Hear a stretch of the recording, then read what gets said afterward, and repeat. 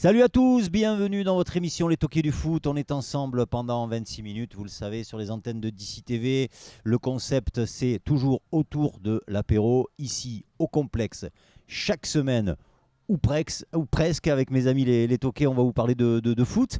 L'ami Dédé, il est là. Merci Dédé d'être là. C'est un plaisir et bonsoir à tous et à toutes. Gérard Gollon, comment tu vas, JJ? Ça va, super, bonsoir les retoqués, bonsoir à tous. Tu n'as plus trop de pronostics à faire, hein? Non, je ne les fais plus, je les garde pour moi. Il n'y a plus grand-chose. Hein. Non. Si, il y a quand même une belle finale qui nous attend là bientôt. Là. Deux. Oui, il y a deux finales, c'est vrai. J'oublie souvent la Ligue Europa. Et Olivier Amoureux qui nous reçoit comme chaque semaine au complexe. Merci de nous recevoir. Alors, je ne sais pas de quoi parler, moi, finalement, puisque tous les championnats ont rendu un peu leur verdict. Il n'y a pas trop d'actualité. Si, peut-être, il y en a une importante. Une grosse. Je plaisante. Qui est arrivé il y a une heure. Donc c'est vrai, il y a une heure, alors il faut être à l'affût de l'actu. Donc un nouvel entraîneur à l'Olympique de Marseille, ça y est, c'est signé. Monsieur Villas. Boas. Par contre, faites peur. Au niveau du prénom, c'est André. André. On sait très bien que tous les entraîneurs C'est Dédé. qui commencent par André. Ils ont réussi.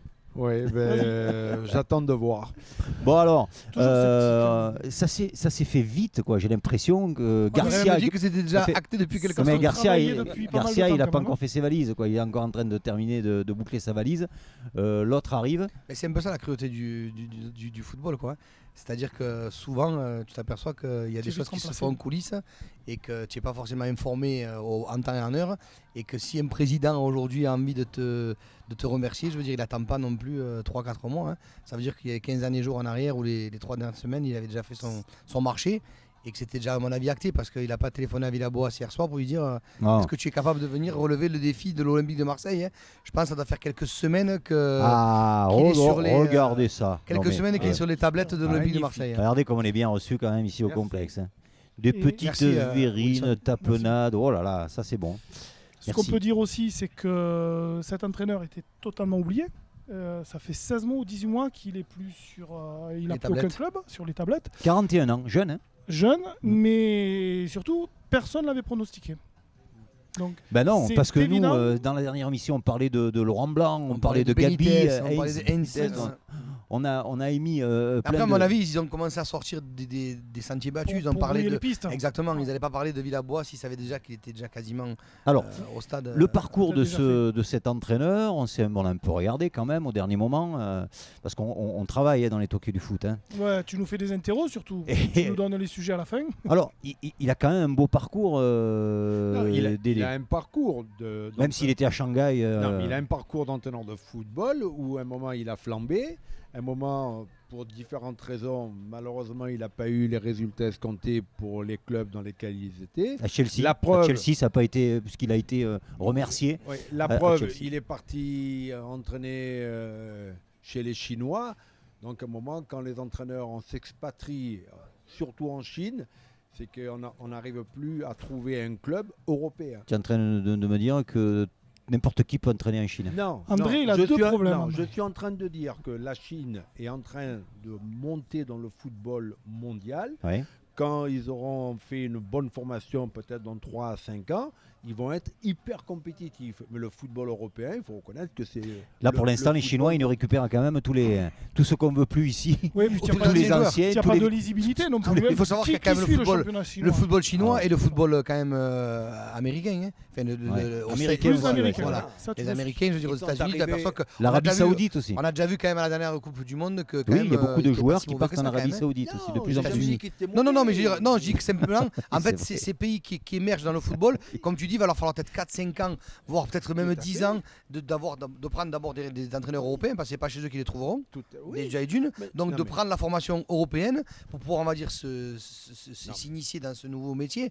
Mais quoi qu'il arrive, ils auront peut-être les finances tellement, on va dire, rapides par rapport à nous, quand ils vont être sur le marché, ils vont me faire du mal. Je pense que ces équipes-là, quand elles vont être compétitives, elles vont nous faire du mal. Et parce puis ils ont des relations avec la Fédération française de football, où Raymond Domenech est parti là-bas aussi pour pouvoir... Arsène Wenger aussi, tu allais faire un tour là-bas aussi. Hein. Des entraîneurs français, parce que la formation française est reconnue comme étant la meilleure actuellement. Et c'est vrai que les Chinois, avec le nombre qu'ils sont, si demain ils vont venir sur le marché mondial. S'ils appuient sur l'accélérateur, ils vont nous faire du mal. Faire des superbes résultats. Voilà, et puis, ils ont les moyens de payer des salaires que nous, on n'a pas aujourd'hui. Sur l'accélérateur, ils sont capables de mettre des millions d'euros, chose que nous, en Europe, on n'est pas capable de faire. Enfin, en Europe, il y a quelques clubs en Europe qui sont capables de le faire. En France, très peu. Donc, aujourd'hui, eux, là-bas, ils savent que, je veux dire, on sait très bien que la monnaie n'est pas la même que chez nous. Et ils pourront mettre des salaires, à mon avis, très démesurés. Et c'est là où ils vont, à mon avis, faire mal dans 4-5 ans. Et pour revenir à l'entraîneur portugais qui vient à l'Olympique de Marseille. Merci, tu me fais la transition parce que j'allais y revenir. Merci Dédé. Non, lui, il va se donner les moyens, comme malheureusement Rudy, ça n'a pas marché, mais pour être dans le pole position l'an prochain avec.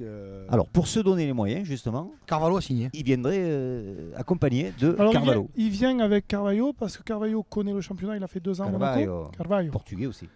Et ça va les aider.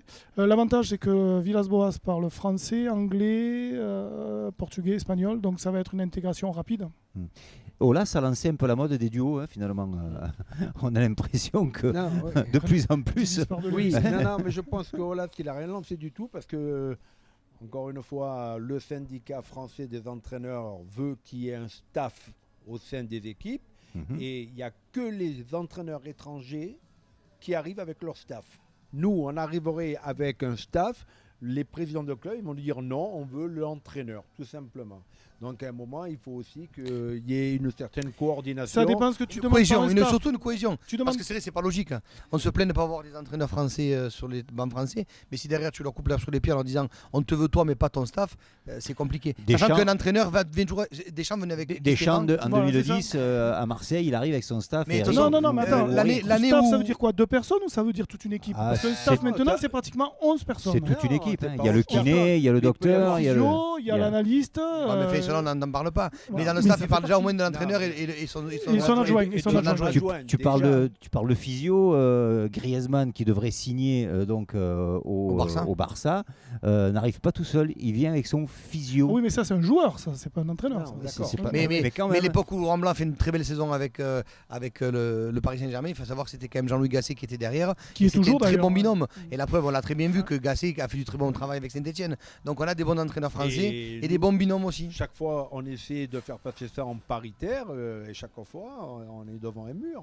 Bon, on revient sur Villas-Boas. Est-ce que vous y croyez, vous les toqués? Est-ce que c'est un bon pari? Déjà, j'espère. Il faut souhaiter pour lui. Bien sûr. Il n'a rien fait à personne. Il vient faire du travail. Moi, je pense que le gars, il arrive là, il est débarqué. Les supporters, je pense, ça va permettre à passer peut-être de bonnes vacances à ce peuple marseillais qui avait besoin de stabilité, de sérénité. Là, il y a 2 grands noms qui arrivent. Un bon joueur de football, enfin, un joueur quand même de classe, on va dire, européenne. Un entraîneur qui a fait ses preuves malgré tout. Il a gagné des titres, bien sûr, avec le Terbo. À Porto, avec le Zénith. Ça va permettre aux Marseillais, à la presse, de se calmer un petit peu, de passer des bonnes vacances et de faire, je pense, un mercato serein. Je pense l'avantage de l'avoir signé tôt, c'est que parce qu'il est en place à partir du 1er juillet.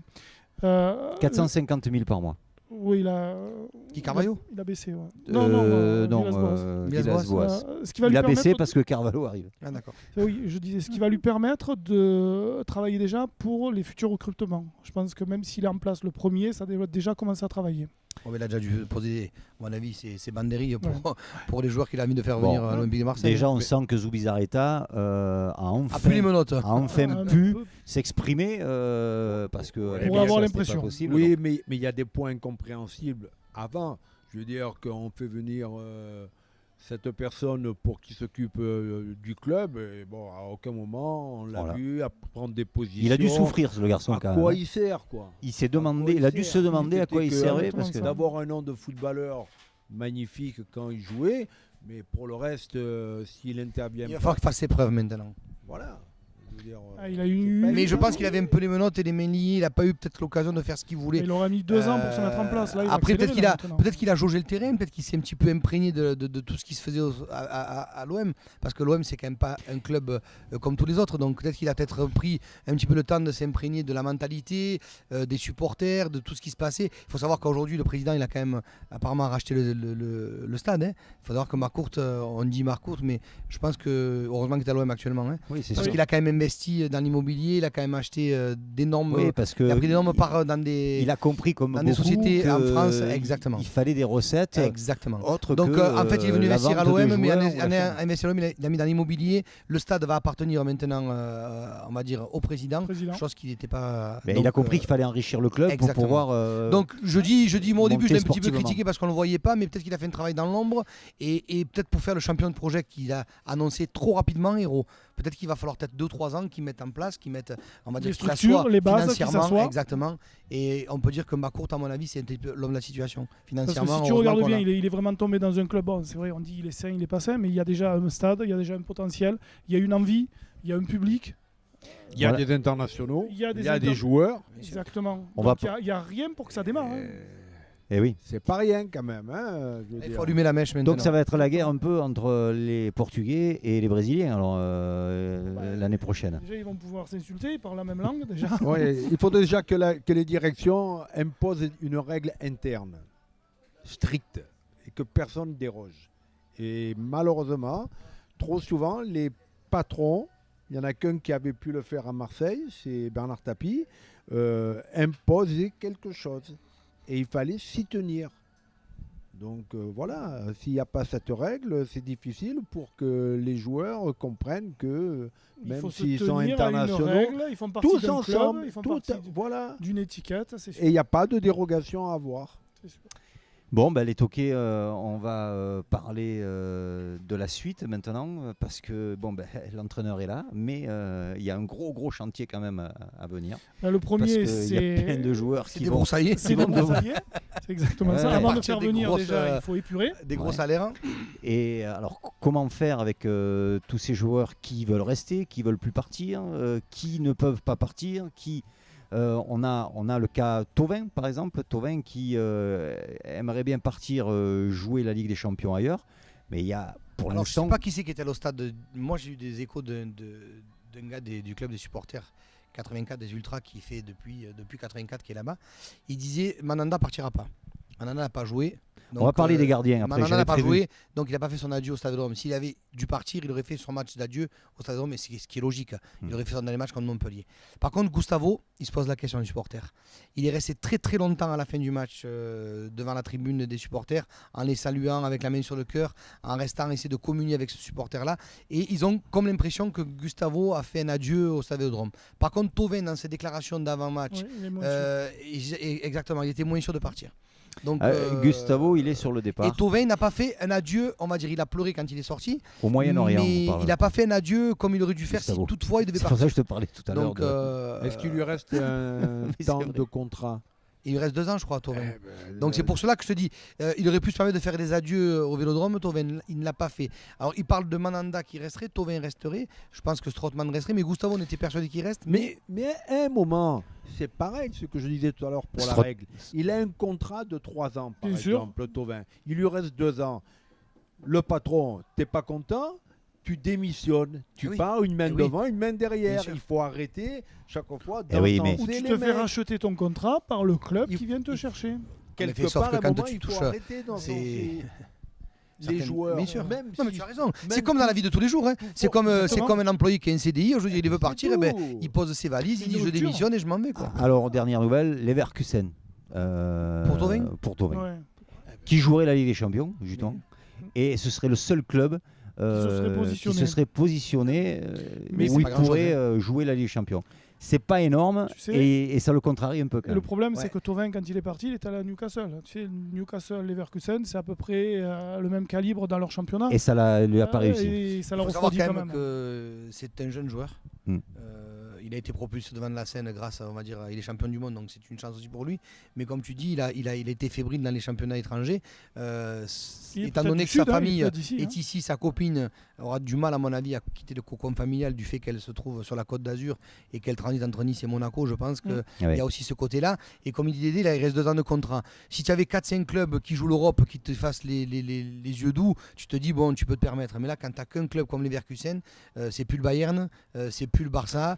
C'est pas la Juventus de Turin, donc comme dit c'est pas Dortmund, donc Peut-être qu'il vaut mieux Et qu'il puis finisse ses classes à l'OM. quel salaire là-bas quoi. Et puis en partant là-bas, il n'est pas sûr d'être quand même sur les listes de l'équipe de France prochainement. Hein. Ouais. Donc il pourrait rester à Marseille. Juste après la pub, on reviendra sur les gardiens parce que ça bouge aussi un petit peu. C'est la pub. Bon les amis, j'espère que vous êtes avec nous. Deuxième partie de cette émission Les Toqués du foot. On était resté tout à l'heure sur les joueurs, on parlait de Thauvin. Moi j'aimerais qu'on revienne sur les gardiens. Les gardiens, ça bouge un peu au niveau des gardiens parce qu'on sait que Pelé s'en va, même s'il lui reste quand même 1 an de contrat, mais on sait qu'il s'en va, c'est fini. On sait que le petit, je l'avais tout à l'heure. Benjamin Lecomte, non alors, il y a Benjamin Lecomte. Qui tape du pied depuis 3 mois. Qui tape du pied, qui est quand même un super gardien. Il a fait une saison. Il a fait une super saison à Montpellier. Mais c'est pas lui qui a été appelé en équipe de France, en 3e gardien? Je pense pas, non. Ah non, c'est celui de Lille. Ouais, c'est celui de Lille. Ouais. Mais on parle aussi on parle aussi de Jonas Lossi. Vous savez, il est suivi.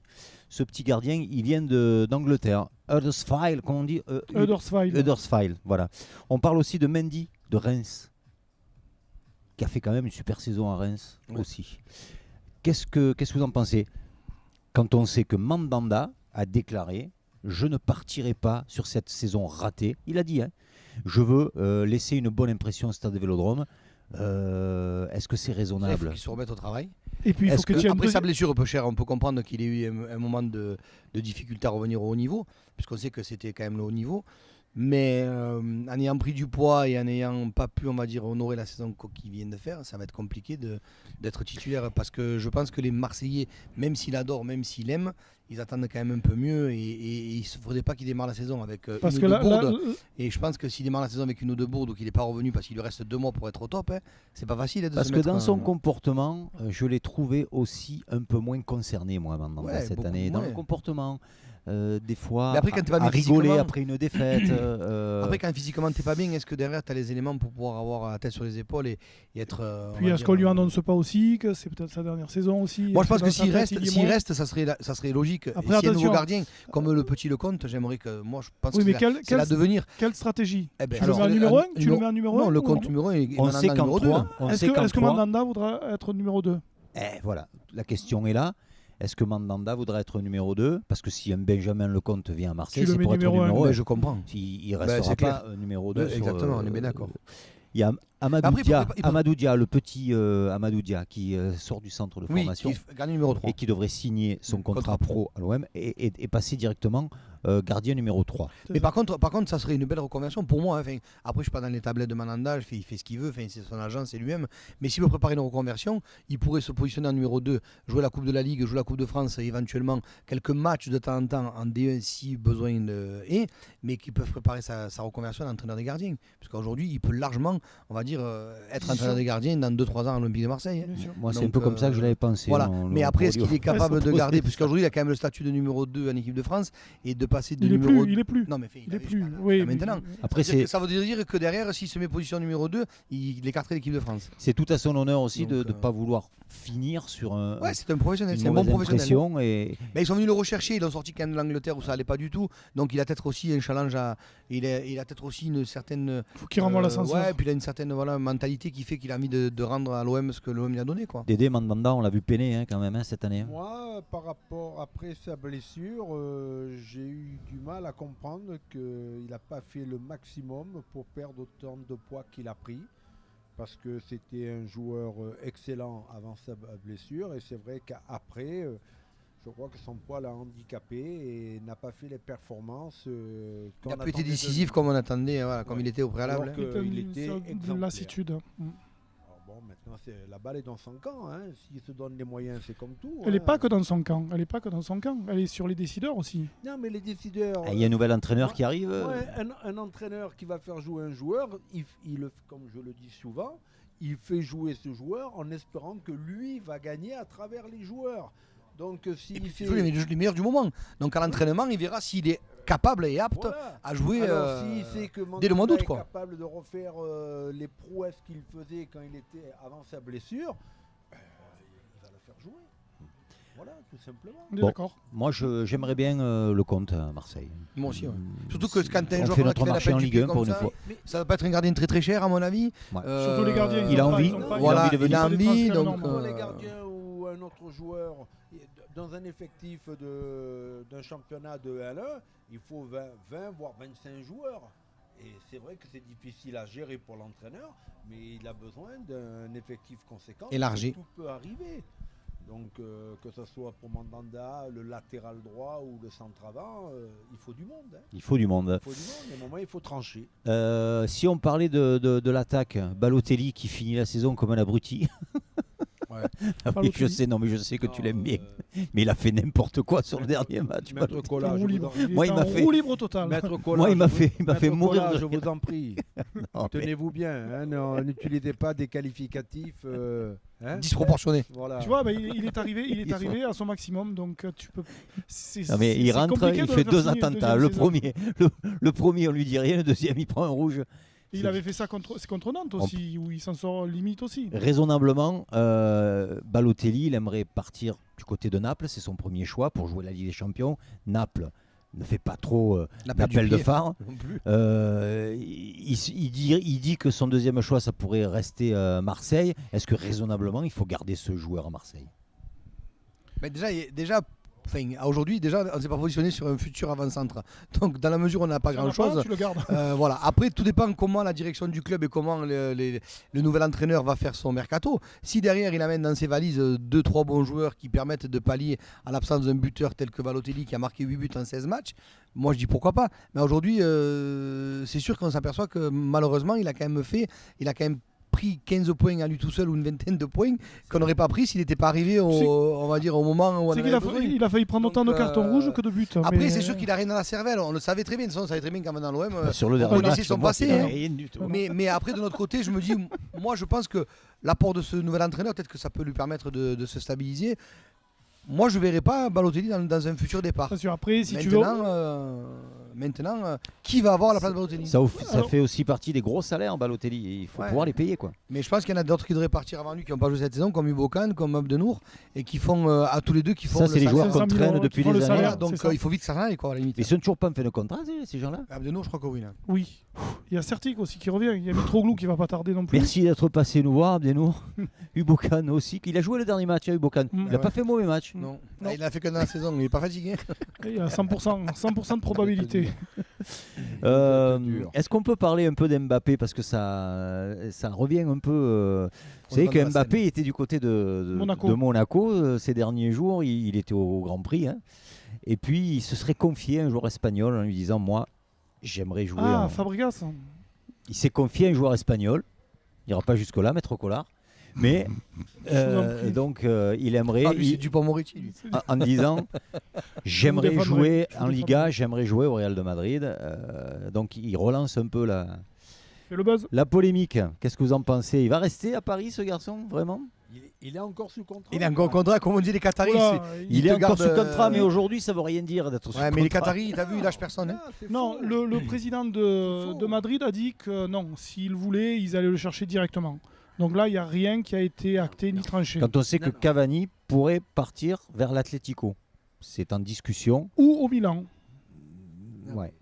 Encore une fois, le président de Madrid, il peut dire ce qu'il veut. Si le C'est président sûr. de Oui, mais- Paris Saint-Germain ne veut pas se libérer d'un joueur, c'est clair, c'est net, il partira. Oui, mais quand D'ailleurs, il l'a le- fait avec Rabiot. Hein. Paris l'ont fait Ouais. avec Rabiot. Ils ont préféré payer un salaire à blanc que de faire partir un joueur. Voilà. Donc, Ben Arfa, il y a 2 ans, il y a 2 saisons, pareil. Non, donc à un moment, le mec, il faut pas qu'il pense que on va tous aider. Le président dont le joueur. Après, je pense appartient au qu'Mbappé devrait président. quand même se remettre plus dans.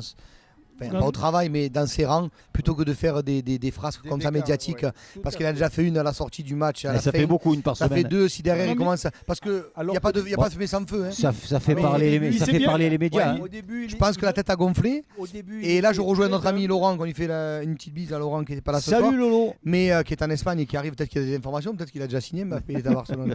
Mais par contre, il avait raison qu'il prend le melon. Là, il faut qu'il se calme Ouais. et qu'il pense à jouer au football parce qu'une carrière de footballeur est très éphémère et le fait des fois de se diversifier dans son état d'esprit Tu peut lui t'éloignes. arriver des problèmes de santé. De santé. Qu'a connu Neymar, je ne souhaite pas, Mm. mais ça peut vite le rappeler à l'ordre. Hein. Donc, C'est vrai. On va terminer parce qu'on a un petit quiz à faire. Il reste peu de temps déjà. Les amis. Ça va trop vite, hein. Quand on parle avec des gens bien, Voilà. qu'on est Quand c'est calme, c'est posé, fluide, c'est fluide, hein, voilà, et c'est qu'on fluide. peut parler ballon. Ouais, Bon. c'est impressionnant. Non, mais bon, le mercato, ça fait que Bonsoir, démarrer. Lolo. Je crois qu'on aura Bonsoir, encore beaucoup Lolo. Reste où tu es. de choses à se dire par la suite. Un Ah, petit t'adores. quiz, t'adores. un quiz qui va parler sur la Ligue des Champions. T'as des chances, il n'y a pas Lolo. on D'accord, risque de gagner. Ligue des Champions. On y va. Première question. La seule finale 100% anglaise avant celle qui arrive, c'était laquelle? Chelsea-Arsenal, Non, Manchester-Chelsea. Manchester United, Chelsea. c'est ça. Un bouchon. C'était rouge. Ouais. J'ai trompé l'équipe. Ah, ils l'ont dit hier, hein. Alors, c'était en quelle année J'ai écouté l'équipe 21. Ah putain, j'ai pas entendu la date. pour un deuxième bouchon? En quelle année? Alors. 2014. Non, j'allais dire Non. 2009, moi. 2010. T'es pas loin. 2008 2008. Ouais. Ah oui, je peux le prendre. Hein. Deuxième bouchon. Et c'était où? Vous voyez, c'est... Prague, non Non, c'était pas à Prague. Oh, je sais pas. Pas, hein. Elle était où cette finale? Madrid. Non, Londres. non. Ici, Londres. C'est plus du côté Aiguille-nous, vas-y. des Balkans là-bas. Athènes. Les Balkans, je sais même pas ce que je dis moi. Je- Non, Moscou. Moscou. Oh, des Balkans. Alors, qui était le vainqueur? Manchester. Ouais, au penalty. Ah, au penalty. Ah, merci. Il Euh, n'y a pas Laurent, je gagne. Bon, je crois que... Oh, le triplé. hein. Olivier, une dernière question. Allez, quel joueur de Chelsea prend un rouge dans ce match? Balotelli. Un joueur emblématique, hein, les gars, Ah, qui nous a fait Terry, rêver John à Terry. Marseille. Qui nous a fait Ah rêver non, à Marseille. Drogba. Drogba prend un rouge. Oh putain, Drogba. 4. Je suis un monstre ce soir. Encore un. Gérard. Côté Chelsea, qui manque son penalty, parce qu'on sait très bien que ça a fini au penalty. Il y en a deux. Il y a deux joueurs de Chelsea qui ont raté leur penalty. Bah, je vais redire John Terry. Oui. Et un abruti, pardon, Maître Collard. Donne la nationalité. Non, l'abruti, non, je plaisante quand je dis ça. Non, Bien c'est sûr. un Marseillais. Et quelqu'un qui n'a pas su se faire comprendre dans le football français. Et Qui oui. joue à Chelsea. Et qui joue à Chelsea. Emmanuel Petit. Non. Anelka. Ah, Nicolas, le gars, ouais. Nicolas Nelka. Et côté Manchester, qui manque son penalty. Bon, lui, il est devenu un des plus grands joueurs du monde. David Beckham. Non, c'est pas comment il s'appelle l'avant-centre là. Paul Scholes. Wayne Rooney Ah, Rooney. Portugais. Ah non, Portu- Ah, Cristiano Ronaldo. Cristiano Ronaldo. Qui sont les buteurs de ce match? Un partout. Un partout. On finit là-dessus. Mais Ronaldo Oui. Et De l'autre côté oui. Je veux dire Drogba. Non. Non, c'était pas un russe. Non.